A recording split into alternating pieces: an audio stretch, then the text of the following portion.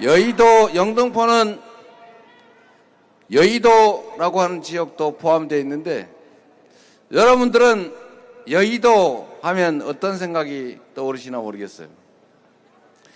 저는 성남, 경기도 이런 데 있다가 제 부족함 때문에 지난 대선에서 떨어지고 나서 또 어쩌다 보니까 국회의원 선거에 당선돼서 여의도에 가서 지금도 직장 주소는 여의도입니다.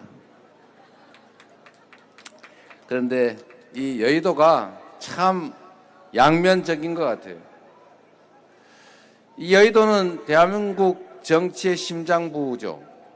사실 정치는 용산에서도 일부 하지만 진짜 정치는 여의도에서 이루어지는 것 같습니다. 그런데 여의도 하면 딱 떠오르는 게 멱살 잡고 싸우는 것, 그런 거 아닙니까?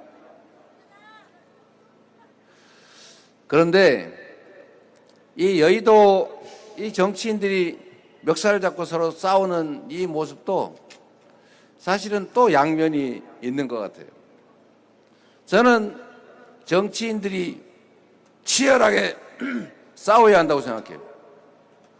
자신의 사적 이익을 위해서 아니면 가족들의 비리를 감추기 위해서 자기 집단의 영역을 위해서가 아니고 자신이 대표하는 대한민국 주권자를 위해서 목숨 바쳐 싸워야 된다고 생각합니다. 그렇죠? 그런데 이게 잘 구분이 안 된단 말입니다. 저 사람들이 사욕으로 저러는 건지 진짜 국가와 민족을 위해서 그러는 건지 구별이 안 되니까 그 틈에 그러면 잘 모르니까 내가 대신 가려줄게, 이런 존재들이 이제 생겨난 거죠. 그걸 우리는 사이비 언론이라고 부릅니다. 이게 대한민국은 민주공화국이고 주권은 국민에게 있고 모든 권력은 국민으로 나오는 거니까 대통령부터 모든 선출직 권력자들을 다 직접 뽑고 판사든 무슨 공무원이든 장관이든 다 선출 권력이 임명하는 것 아닙니까? 그러니까 이 나라의 주인이 분명히 국민인데 이 국민을 위해서 정치를 한다고 하지만 사실 그들이 정치를 누굴 위해서 하는지는 잘 구별이 안 되죠. 여하튼 그런데 제일 중요한 거는 우리가 일상적으로 매일 감시를 할 수가 없으니까 우리가 뽑아놓은 그 선출 권력 또는 그 선출 권력으로부터 다시 위임받은 임명 권력, 이 임명 권력 담당자들이 제대로 하도록 선택해야 되지 않습니까? 정치는 정치인이 하는 것 같지만 국민이 한다는 말씀을 제가 자주 들은 이유가 바로 그겁니다. 결국은 우리의 권력을 대신 행사할 사람을 누가 뽑습니까? 우리가 뽑지 않습니까? 안타깝게도 많은 사람들이 투표를 포기하죠. 투표를 포기하면 나는 관계없어, 나는 중립이야, 이렇게 생각할지 모르지만 실제로는 포기한 만큼은 다 현상 유지에 동의하는, 변화를 바라지 않는 기득권자의 편이 되는 거죠. 그런데 이 우리를 대신해서 권력을 행사할 선출 권력을 잘 구성해야 임명 권력도 선출 권력을 따라서 국민을 위해서 일할 텐데 문제는 고르려니까 뭘 알아야 면장을 한다고 정보가 있어야 되잖아요. 과연 우리 한민수 의원이 일 잘하나? 하루 종일 내가 그걸 쳐다보고 현미경 들고 조사하러 다닐 수도 없고 결국은 이제 정보를 입수되는 정보 가지고 판단할 수밖에 없는데 누가 귀에다 자꾸 넣어준단 말이에요. 밤에 밥 먹고 있으면 막 텔레비에서 막 가르쳐줘요. 한민수 저거 사실은 보이기만 저렇게 멀쩡해 보이지 사실은 속은 시커매. 에? 뭐 이렇게 최현일 글쎄요 라는 설이 있어요. 이렇게 하면 그 반은 진짠가? 이렇게 자꾸 정보가 이제 왜곡이 되면 어느 날 지나가는 최현일 의원을 보면 저 인간이 혹시 뭐 어떻게 해? 이런 의심이 썩 생기는 거죠. 요새는 그래도 유튜브 덕에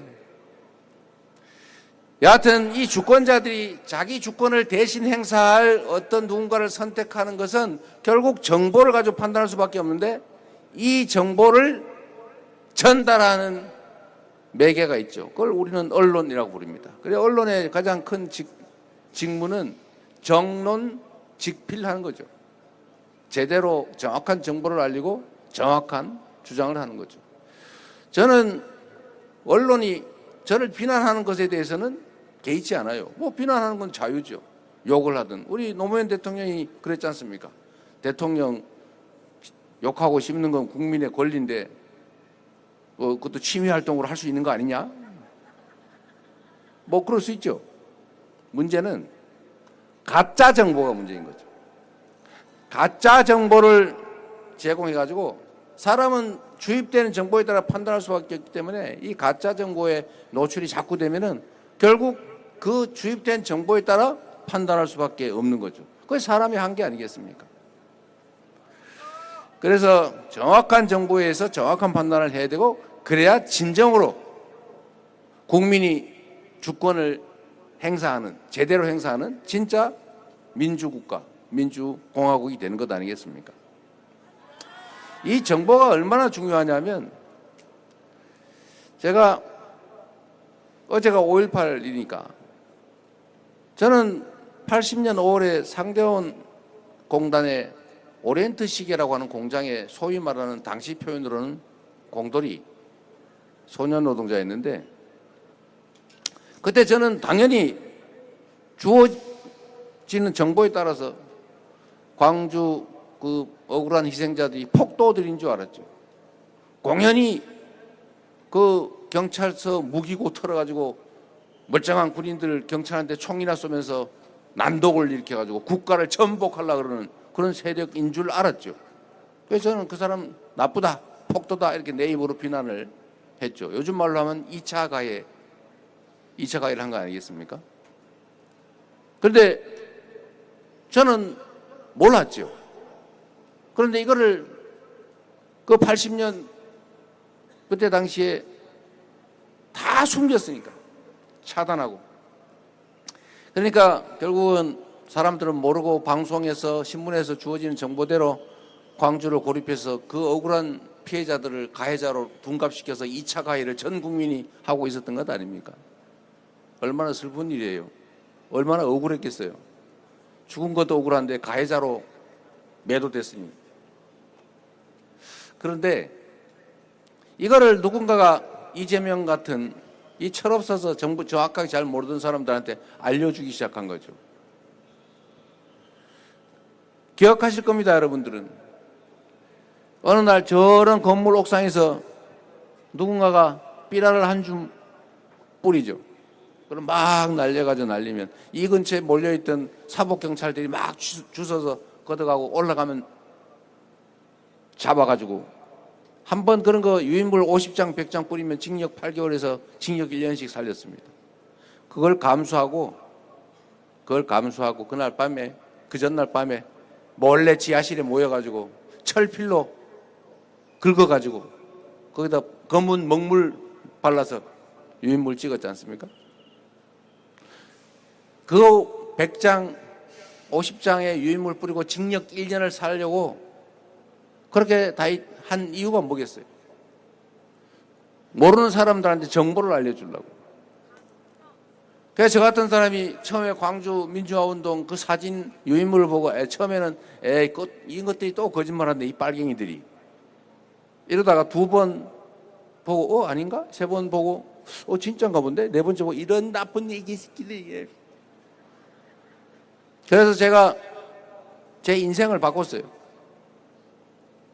미안하기도 하고 억울하기도 하고 한심하기도 하고 저 자신이 말이죠. 거기 속아가지고 그 억울한 사람들 내 입으로 욕을 했으니 그래서 제 인생을 통째로 바꿨어요.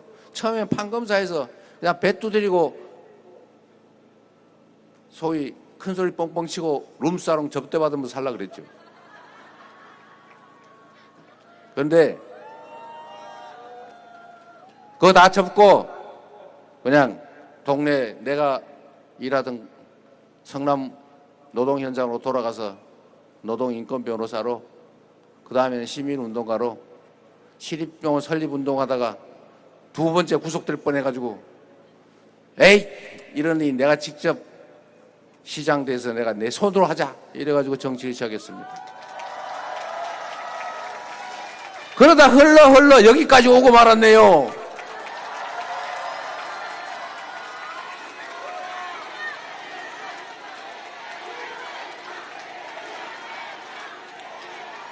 제가 어제 광주 가서도 그저께죠. 이 말씀을 드렸어요. 어제군요.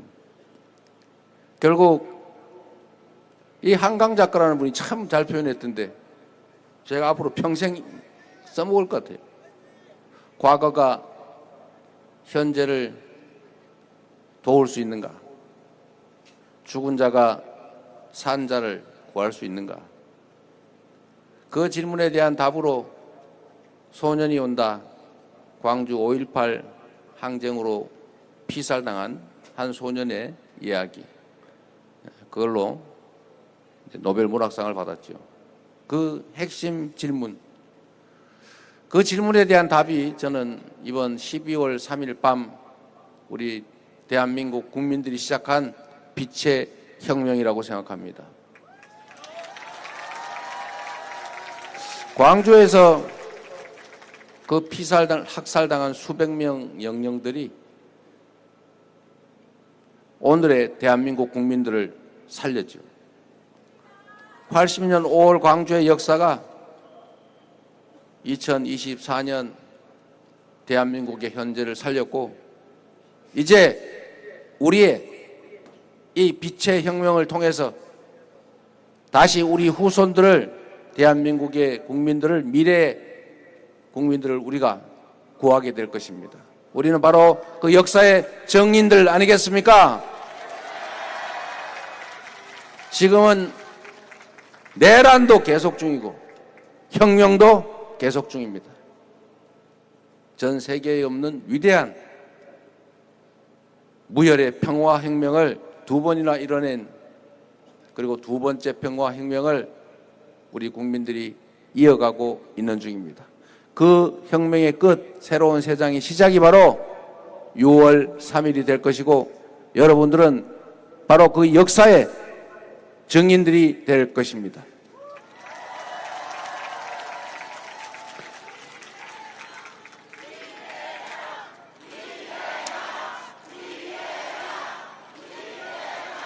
다시 돌아가서 정보란 사람들의 판단을 하게 하는 토대죠.